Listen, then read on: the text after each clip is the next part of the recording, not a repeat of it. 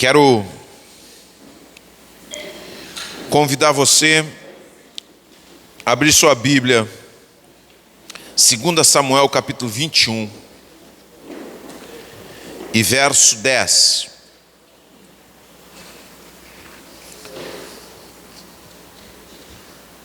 Primeira Samuel, perdão, 2 Samuel, capítulo 21 e verso 10.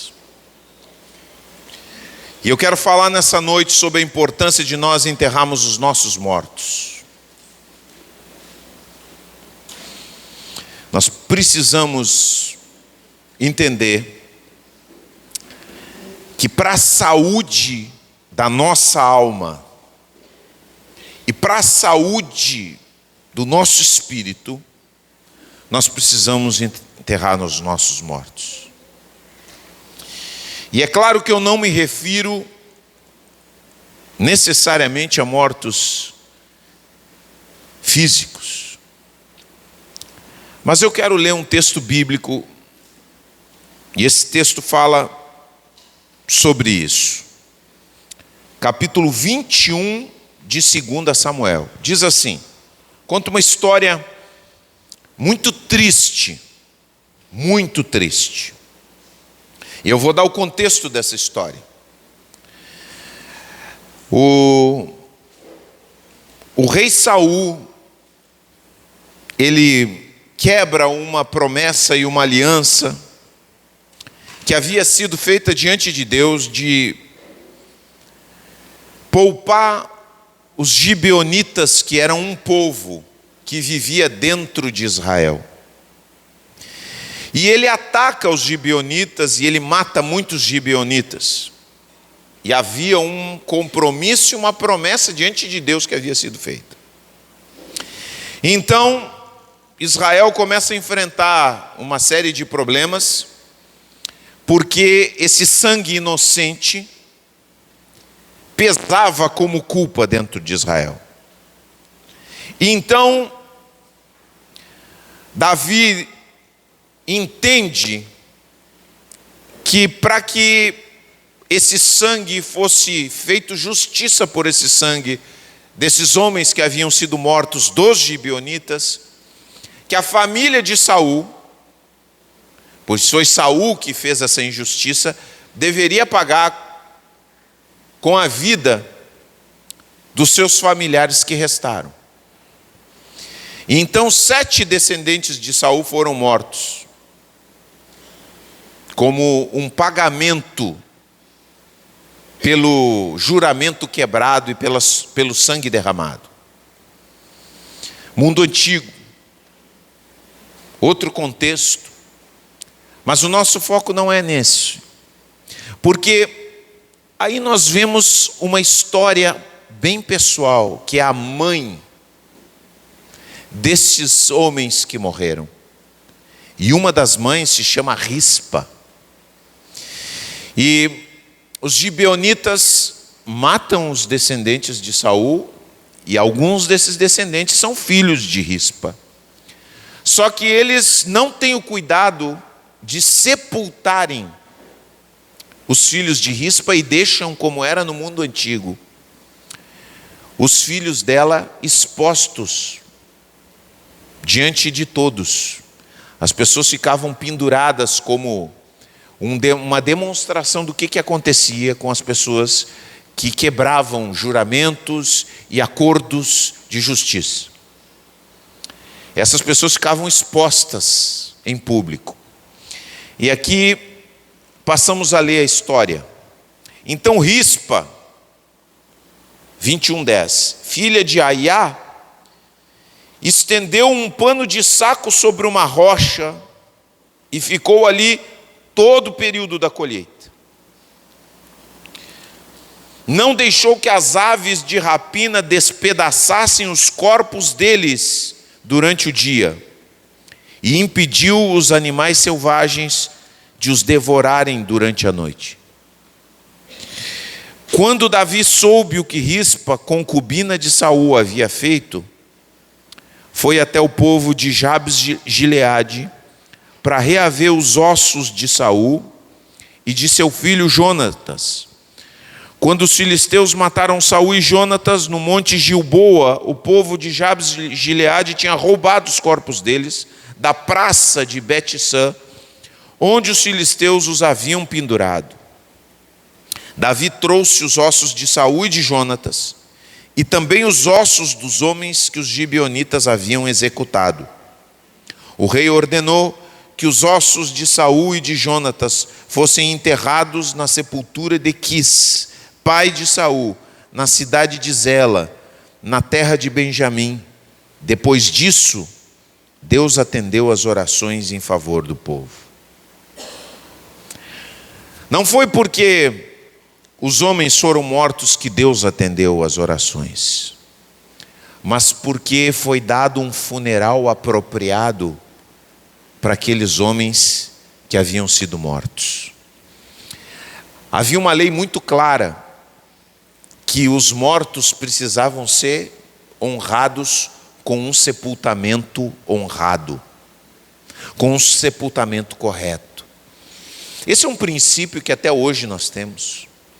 Quando uma pessoa perde um familiar num acidente de avião, ou numa terra distante, as pessoas não descansam enquanto elas não têm alguma coisa que represente o corpo daquela pessoa que morreu e possam enterrar, e possam proceder um funeral honrado.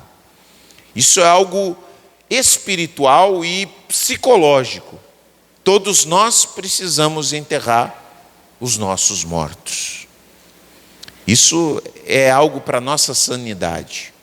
Porque quando nós enterramos os nossos mortos, nós damos um ponto final a uma fase das nossas vidas. Rispa se recusa a deixar os cadáveres dos seus filhos expostos em praça pública. E diz que ela fica muito tempo defendendo dos abutres os corpos deles e defendendo também dos animais selvagens à noite. É uma história triste, é uma história contundente, mas então Davi, que tinha um senso de justiça e de sensibilidade, vai lá e diz: não, pega os mortos, pega aqueles jovens que foram mortos, e vamos dar um enterro decente para eles e para Saul e Jonatas. E aí então, aqueles homens são honrados com o sepultamento correto, justo, e então a terra é abençoada. Agora, o que essa história triste nos diz? Diz muitas coisas, mas diz muitas coisas espirituais para nós, que é o que eu quero falar, que é a importância de nós enterrarmos os nossos mortos. Questões espirituais dentro da nossa vida que precisam ser fechadas, que precisamos deixar ir, que precisamos dizer: isso acabou. Tem coisas na nossa vida que nós ficamos lutando, mas elas já estão mortas. Tem relacionamentos, existem associações, existem fases da nossa vida que nós ficamos apegados.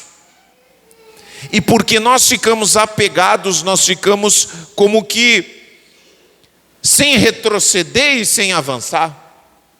Nós ficamos presos no tempo e não conseguimos experimentar coisas novas.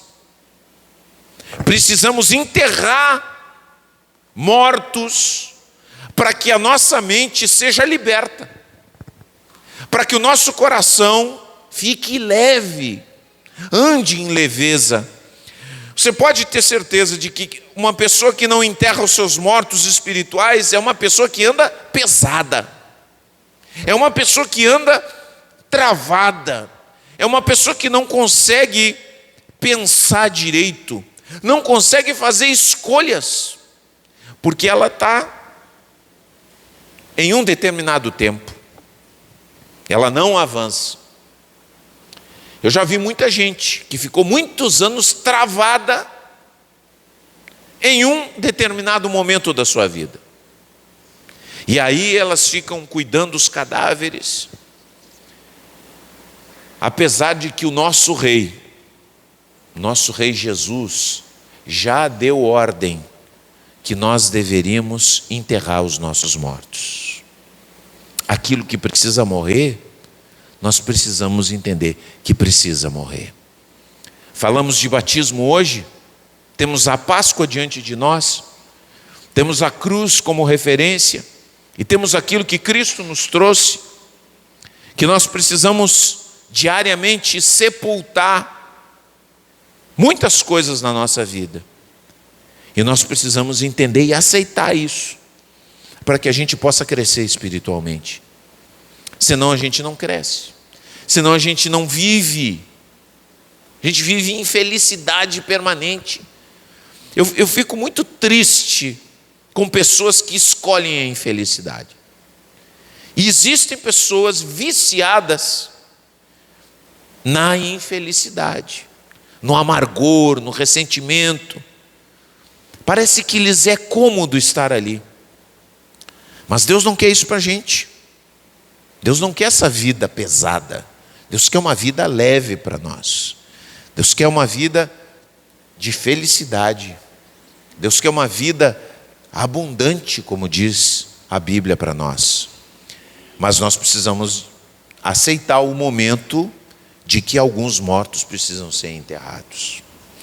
E eu quero falar algumas coisas aqui, que talvez não seja o que você imagine que é o óbvio de pensarmos, mas que são importantes que nós deixemos ir na nossa vida para que a gente possa realmente crescer.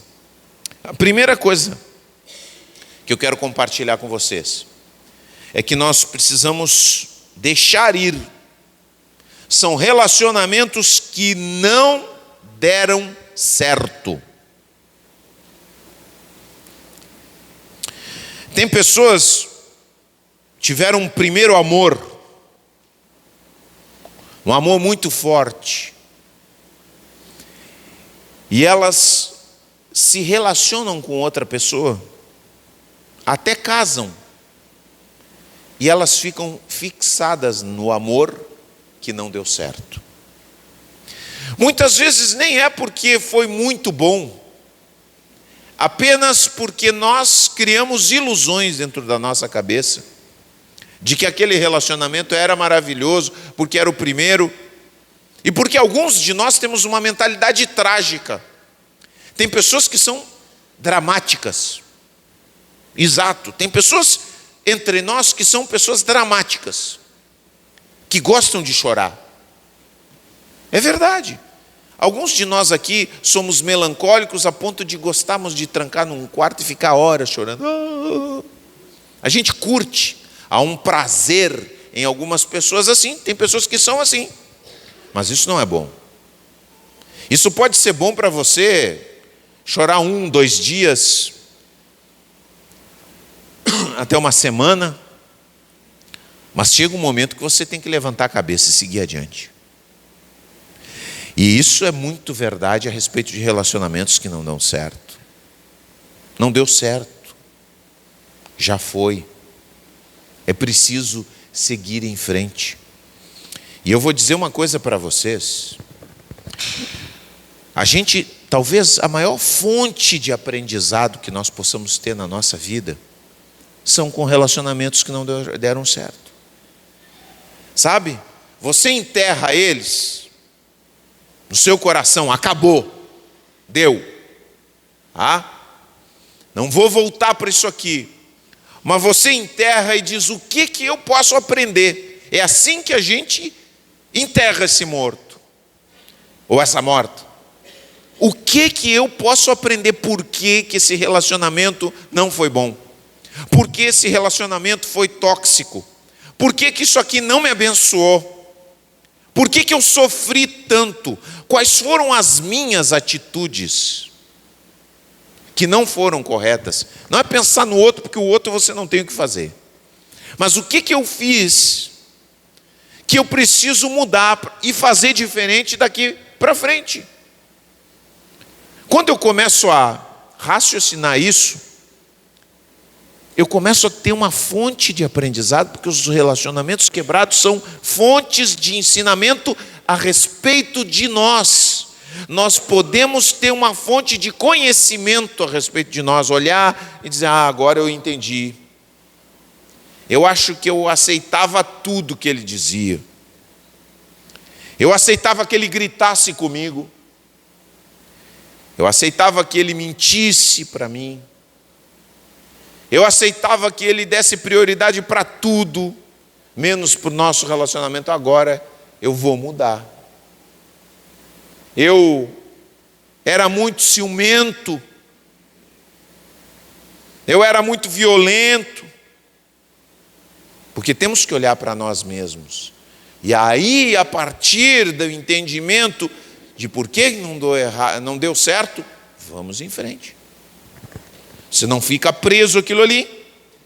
Sabe, a gente às vezes fica viciado em voltar para aquilo que é inviável. Em voltar para aquilo que não funciona.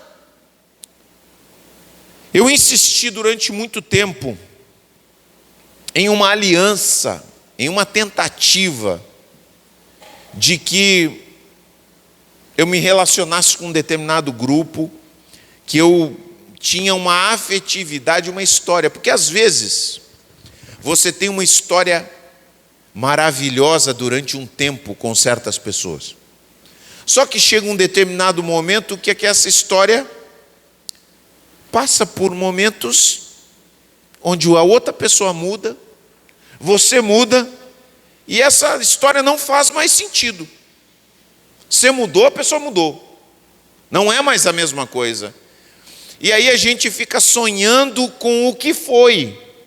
Mas o que foi não vai voltar porque nós mudamos e a pessoa mudou, ou essa relação mudou. E nós ficamos insistindo naquilo ali, em voltar para aquilo ali. Eu tive um tempo num relacionamento assim. Não era com uma pessoa, mas era com uma instituição, com um grupo de pessoas. Eu insisti em fazer aquilo acontecer, em que fosse bom. E tentei muitas vezes. Aí chegou um ano que eu disse assim: deu. Eu estou cansado. Eu percebi em mim mesmo que eu estava cansado. Que eu estava fazendo uma força gigante. E o outro lado não estava fazendo essa força. E eu digo: então eu não vou continuar. E sabe o que eu senti, gente? Quando eu enterrei esse morto. Sabe o que eu senti? Paz. Gente, quando eu falo sobre isso, eu estou falando para vocês e uma alegria vem no meu coração tão grande. Porque daqui a pouco a gente às vezes está carregando um negócio e nem se dá conta, né? Sabe quando você está com uma pedra no sapato, ou está apertado o sapato, você não se dá conta, aí você chega em casa e tira aquele sapato, como isso aqui estava me incomodando, meu Deus do céu. E a gente às vezes está carregando um cadáver nas nossas costas, aqui ó, sabe? A gente está amando por nós e pelo outro, querendo por nós e pela outra pessoa, deu, né? Chega, e aí aquilo se desfez, e a gente começou a viver, olha só, a partir do momento em que a gente quebrou com aquele relacionamento, e eu falo isso, eu e a minha esposa, a gente quebrou com aquele relacionamento, e a igreja aqui também, de certa forma, indiretamente, Deus começou a nos dar coisas novas. E tem muita gente que quer coisas novas aqui, ora para coisas novas, e elas não acontecem porque você está carregando o morto. Você não enterra o morto. Deu. E é engraçado, Porque o diabo é terrível. Depois que isso aconteceu, uns 4, 5 anos, veio uma pessoa e disse assim: vamos retomar aquele relacionamento de novo? Vamos de novo? Quem sabe vamos viver os velhos tempos. E eu não estou falando de relacionamento afetivo, estou falando de uma instituição. Vamos viver os velhos tempos de novo? Todo mundo entusiasmado. Vamos viver os velhos tempos de novo. E eu aqui,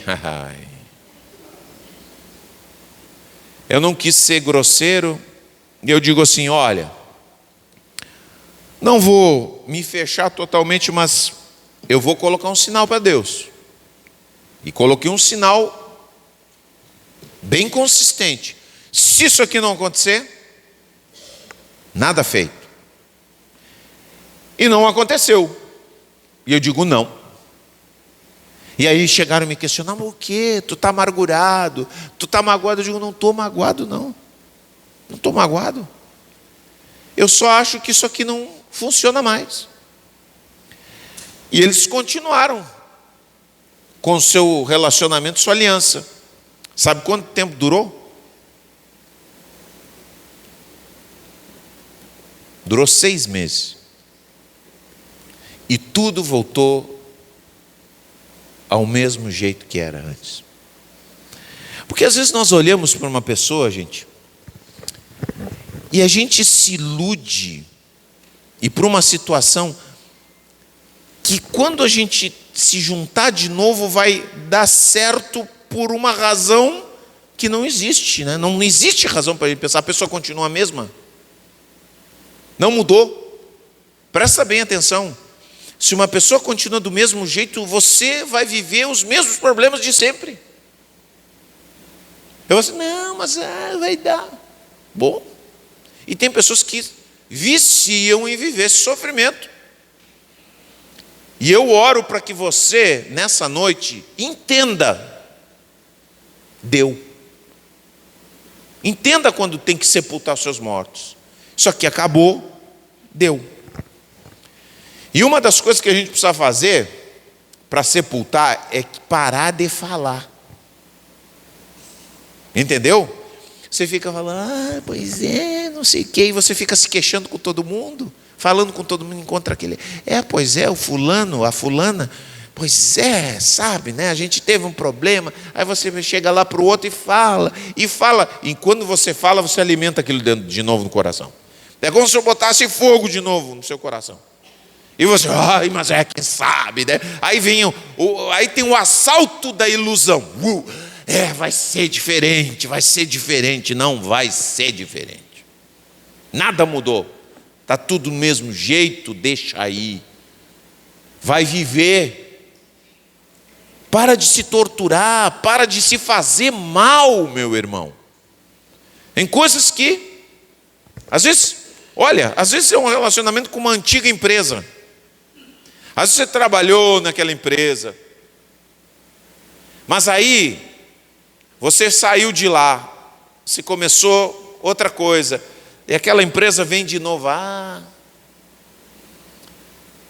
vem com a conversinha, mesma coisa, não mudou nada lá, mas querem te explorar de novo, e passam um melzinho para você, olha, nunca foi mais a mesma coisa depois que você saiu. Claro, você era uma pessoa importante ali, você trabalhava bem, você era um bom profissional, claro que vão sentir a sua falta, mas e aí? Vão melhorar as condições? Não, a gente não pode, viu? Continua a mesma coisa.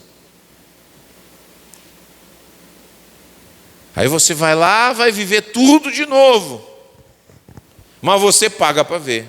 Gente, enterra o morto. Em nome de Jesus. Que Deus te dê graça.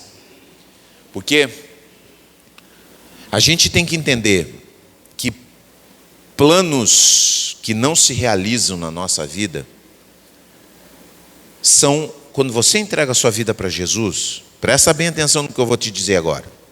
Quando você entrega a sua vida para Jesus, você diz assim, eu vou servir a Deus, e um plano não se realiza, deixa assim, porque é a vontade de Deus. Deus está controlando a tua vida, Deus está cuidando da tua vida, é algo bom que Deus está fazendo por você.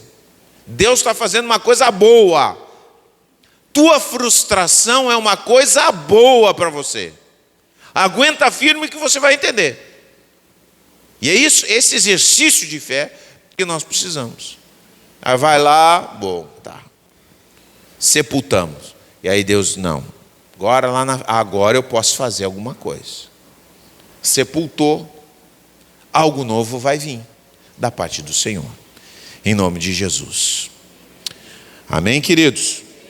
Agora a segunda coisa que eu quero conversar com vocês, que eu acho muito importante nesse tempo, é um outro morto que nós precisamos sepultar e que às vezes a gente não tem ideia na nossa vida, que é a nossa ideia da igreja. O que é a igreja para nós? A igreja é uma parte importante da nossa vida, mas muitos de nós estamos dentro da igreja e vivemos uma série de situações porque nós fizemos dentro da nossa cabeça um ideal romântico do que tem que ser a igreja. E eu sei que a pastora falou um pouquinho disso semana passada, e é algo que também está no meu coração. Às vezes nós substituímos Jesus pela igreja. E nós temos que entender que nós não estamos seguindo a igreja. Nós estamos seguindo a Jesus. Estamos todos juntos aqui por causa de uma pessoa, não por causa da igreja. Nós estamos juntos, a igreja existe por causa de Jesus.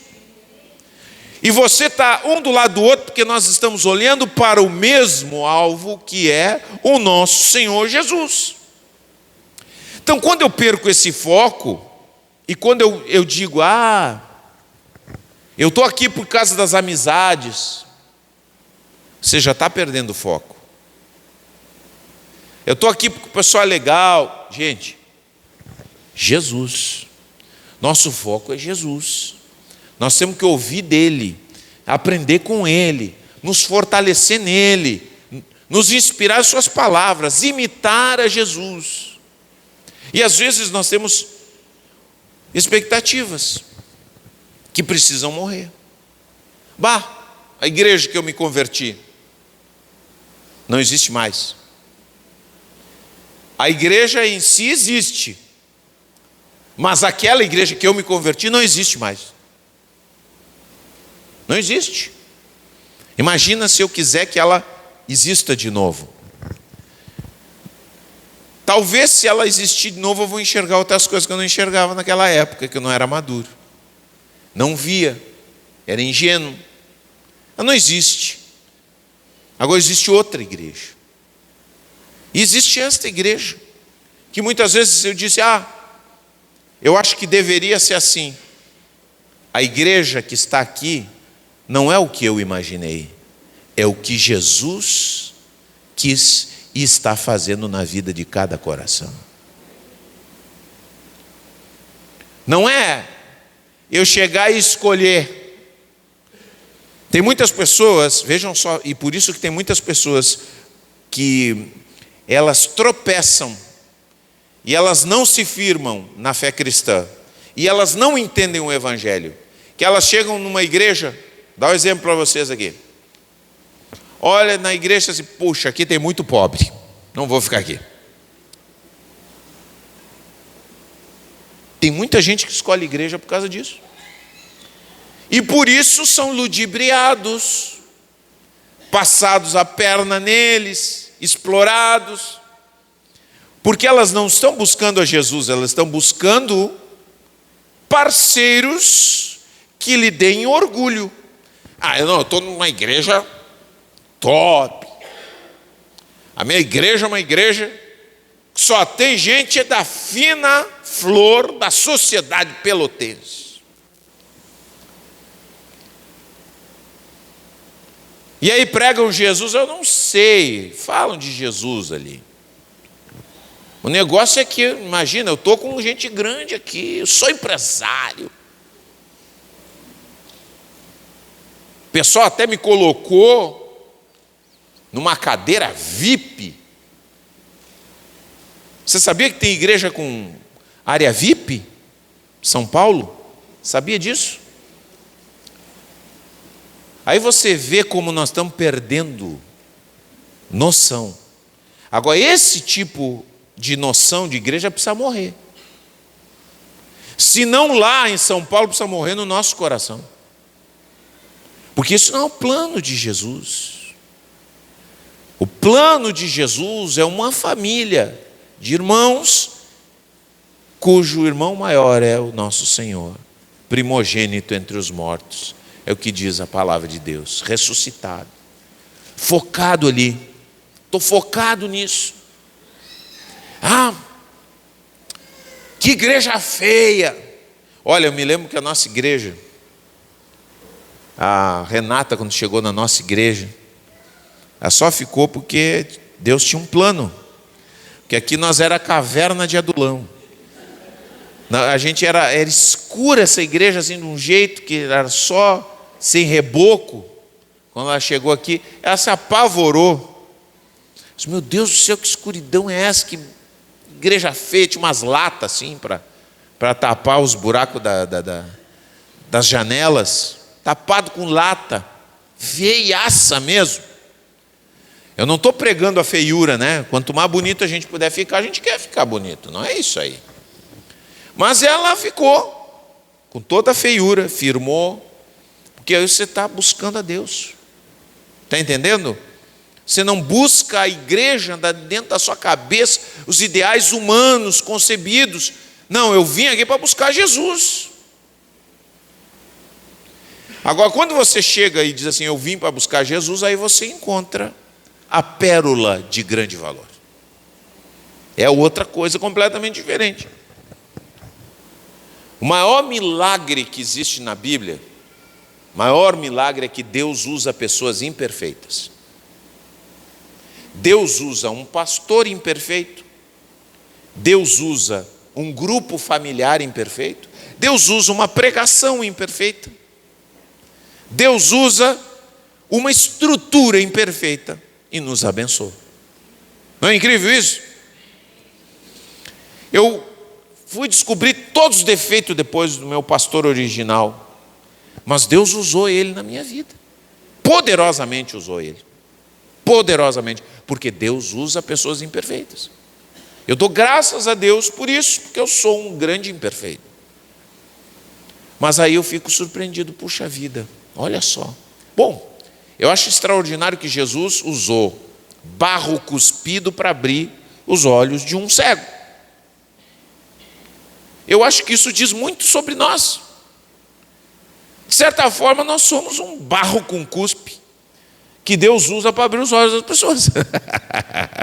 Não gosta muito disso, é isso aí mesmo. Você é pecador, meu querido. Quantas vezes eu digo, às vezes eu vejo que Deus faz por meio da minha vida, e eu digo, meu Deus do céu. Às vezes eu vou em determinados lugares e eu digo assim, meu Deus, eu só estou aqui porque Deus quis. E você olha na Bíblia, olha só as igrejinhas, Corinto, Tessalonicenses, o pessoal não queria trabalhar, esperando Jesus. Não, nós vamos esperar Jesus no teto. Jesus vai voltar, então nós não queremos saber de trabalhar. Igreja imperfeita. Em Filipenses tinha duas irmãzinhas brigando, Evódia e Sinti, que estavam se arrancando os cabelos e eram as duas líderes. Paulo teve que dizer, olha, entrem em acordo, vamos parar de brigar. Os Gálatas só queriam saber de regrinhas, de leis, estavam abandonando o evangelho da liberdade, queriam se circuncidar, vejam só, gente. A igreja de Jerusalém tinha gente mentindo as ofertas para poder parecer grandão. De tudo. Novo Testamento é isso aí. Gente imperfeita. E às vezes a gente tem uma ideia que tem que ser desse jeito. Do jeito que eu concebi. E eu quero te dizer, a igreja, ela não é do jeito que a gente quer. Nem do jeito que a gente imaginava. Outro dia um irmão da igreja aqui, um líder da igreja, nós conversávamos, nem sei qual o contexto que nós conversávamos.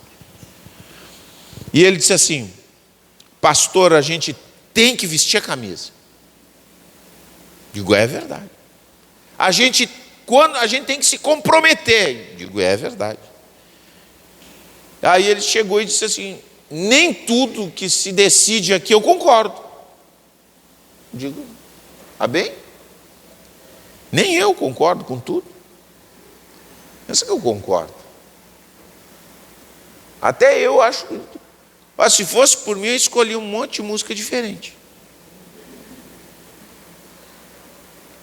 Imagina, né? Playlist. Vocês acham que eu escolho a playlist? De vez em quando eu dou uma sugestão. E eu dou uma sugestão e eles ainda protestam. Garanto que foi o pastor que mandou, né? Uma musiquinha que eu pedi. Acontece. Pensa que as coisas são, do jeito. Não é assim. A igreja não é do jeito que a gente quer, tem um monte de coisa. Vamos começar assim, vamos fazer desse jeito, não sai. Porque somos seres humanos. É como disse uma irmãzinha, né? Uma vez disse para nós: olha, o diabo não presta, Deus é bom, o diabo não presta, e os irmãos estão melhorando. Essa é a igreja. Amém? Você não esqueça disso aí. Deus é bom, o diabo não presta e os irmãos estão melhorando. Porque daqui a pouco você fica... Porque aí a pessoa... Às vezes a gente acha que é Deus. Deus é bom, mas nós não. Nós estamos melhorando. Amém, queridos? Pela misericórdia de Deus na nossa vida. Então, a gente precisa entender que mesmo que a gente não concorde, ou o que seja, o que nós temos que amar é a igreja real. É esse irmão que está do teu lado que Deus te chama a amar. Não é o irmão que você idealizou. Não é o irmão que usa a natura sempre, que está com as mãos cheias de creme, com o cabelo cheio de gel, com a conta bancária linda, maravilhosa, com um carro novinho em folha. Não, Deus te chamou para você amar esse irmão aí que está do teu lado, na tua frente. Dá uma olhada nele aí, só de revesgueio. E Deus te chamou para amar esse aí. É esse aí que Deus te chamou para amar. Entendeu?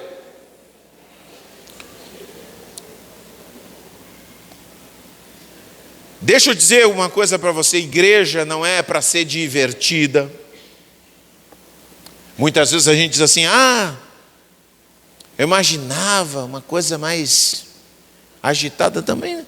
Às vezes a igreja não tem nada de divertido, é tudo comum. O extraordinário vem da parte de Deus. Nem sempre você vai ouvir na pregação uma coisa que você gosta de ouvir. E eu vou dizer uma coisa: quando você não gosta da pregação, é bem provável que essa é a pregação que você mais precisa. Você saiu brabo com o pastor? Glória a Deus. Eu oro sempre: Senhor, que eu não vá passar melzinho aonde a gente tem que colocar mertiolate. Que hoje em dia até o mertiolate não arde. Mas é o mertiolate antigo que eu estou falando. Que a gente, não pode doer, não pode magoar. Hoje em dia é isso aí. Nós estamos na geração do mimimi. E pior é que a gente é que criou isso aí. Nós que somos mais antigo, a gente é que criou no miminho. Ah, não pode isso, não pode falar isso. Para o princeso, para a princesa. Mas a gente precisa entender que é a verdade que nos faz crescer. Então, muitas vezes você vem aqui, não vai ouvir o que você quer. Beleza, paciência. Agora, o que você tem que ter certeza é que é a palavra de Deus. Isso sim. É a palavra de Deus? Então tá, não gostei, mas é bom. É sopa de jiló, mas é bom.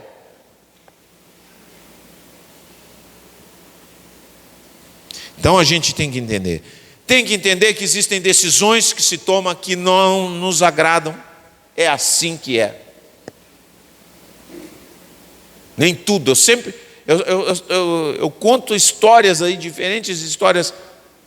Se você faz qualquer coisa num lugar, e eu vou dizer assim, o diabo é o rei dos holofotes no mundo, porque ele sempre lança holofote numa coisa que nós não gostamos. Pode olhar. Aí você dá um exemplo para você. O volume do som. Quantos aqui gostam? Tocamos louvor. Não quero nem que você levante a mão. Não levanta a mão. É uma pergunta retórica. Ah, mas esse volume... Não, a temperatura. Imagina, nós colocamos ar-condicionado, aí o pessoal começou a... Teve gente que começou a reclamar da temperatura do ar-condicionado. Nós não vamos entrar em concordância em nada, meus irmãos. A igreja é isso aí. Todo mundo pensa de um jeito, eu acho que a temperatura era desse aí. Esse modelo aí, pastor, não tinha que ter comprado esse modelo de ar-condicionado. Não é bom. Paciência, querido. É isso aí. A gente até teve problema, sempre vai ter uma coisinha. Essa decoração, esse jeito, isso, aquilo. Para de botar o holofote naquilo que você não concorda. Foca naquilo que Deus está fazendo na vida dos irmãos e na tua vida. Porque se você começar com holofote, você não aguenta nem a sua mulher mais. Não aguenta uma semana com ela. Nem ela com você. Imagina. Aí a gente entra na família aí, né? Que é outra coisa. Imagina. A gente chega a uma idade, depois dos 40, começa a roncar. Você descobre que aquele companheiro maravilhoso que dormia mansinho agora é um urso do seu lado. E você tem sorte quando é só quando puxa o ar. E aqueles que puxam e solta.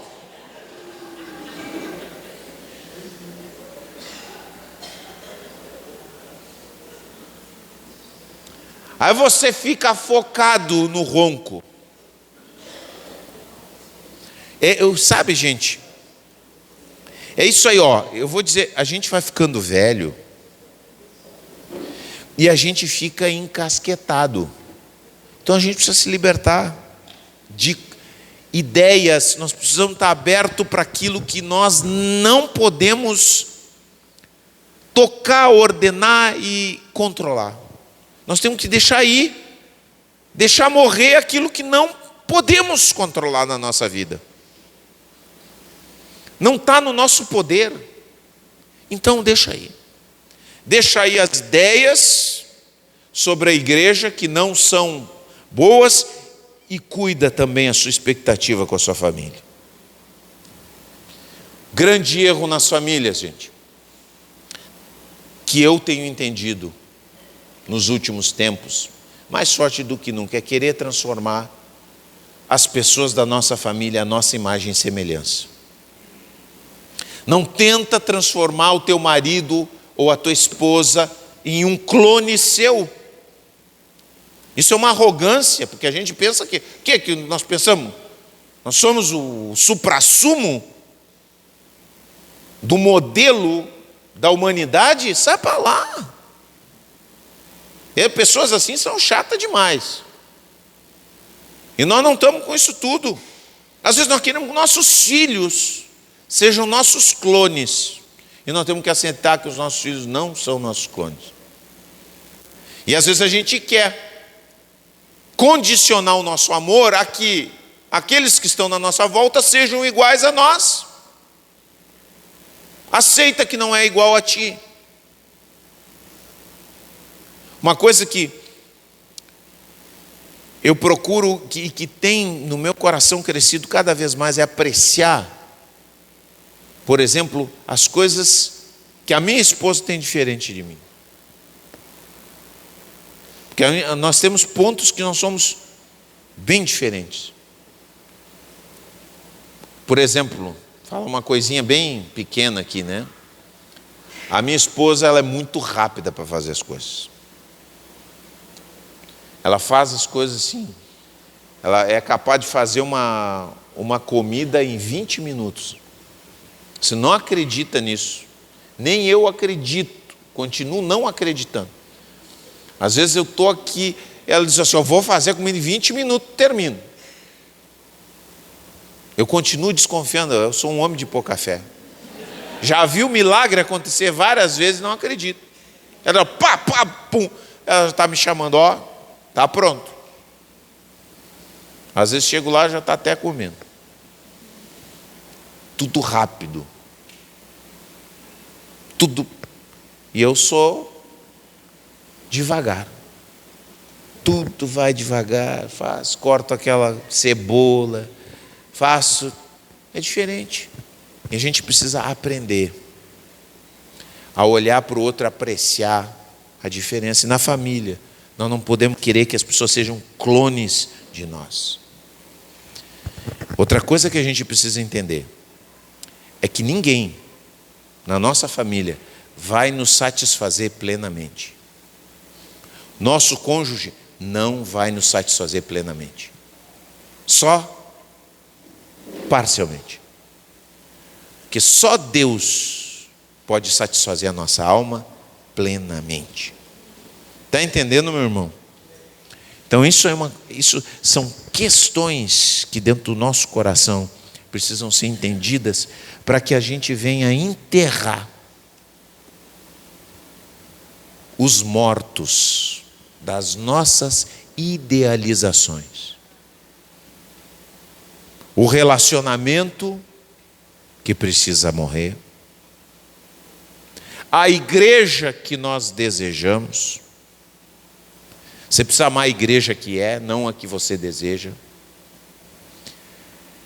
E a família que Deus te deu. É a família como ela é que você vai aprender a amar de verdade. Porque se você não amar a família como ela é, você não vai aprender a amar. Porque nunca as pessoas que estiverem ao seu lado vão ser como você planejou que elas fossem. E se elas forem exatamente como você queria, é sinal que você é um baita ditador. Uma baita ditadora. E que provavelmente as pessoas que estão na sua volta estão mentindo para você o que elas são para te agradar. E quando você encontrar as dissonâncias, entenda que é assim mesmo que é. É assim que se ama. Porque é assim que Deus nos ama. Você imagina que Deus convive com a gente e não concorda? Quanto você acha que Deus concorda com as coisas que você faz? 50? O que você acha? 50? Será que ele concorda? É ruim, hein? É ruim. Muita coisa. E aí nós estamos aqui todos os domingos louvando a Deus porque Ele nos ama. Então, vamos aprender um pouco disso e vamos enterrar nossas idealizações.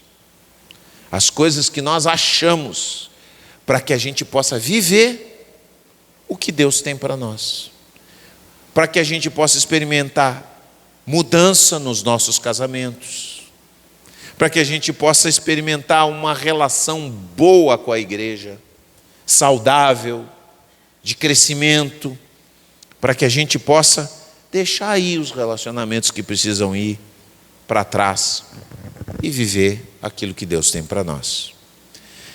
É preciso enterrar os mortos para que a gente possa viver com um mínimo de felicidade e de sanidade mental. Amém, queridos? Vamos ficar de pé em nome de Jesus.